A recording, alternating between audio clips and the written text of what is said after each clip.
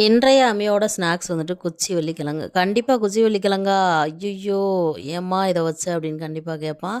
பரவால்ல அப்படின்னு எப்படியாவது சாப்பிட வைக்கணும். ஏன்னா நான் வந்துட்டு குச்சி வள்ளிக்கிழங்கு 2 கிலோ சேர்த்து வாங்கிட்டேன். வேற வழி இல்ல. இன்னும் கொஞ்சம் வேற இருக்கு. அது முடியிற வரையும் வச்சு தான் ஆகணும். வேற வழியே இல்ல.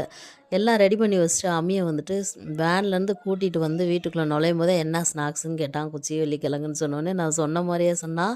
"வேற இல்லையா?" அப்படின்னு கேட்டான். "பாசிப்பயிறு வேக வச்சு குடு" அப்படின்னு சொன்னான். "நாளைக்கு வேக வச்சு தரேன்" அப்படின்னு சொன்னோனே, "பப்ஸ் வேணா வாங்கிக்கவா?" அப்படின்னா, "கிழங்கும் சாப்பிட்றா இருந்தா பப்ஸ் வாங்கிக்கோ" அப்படின்னு சொன்னேன்.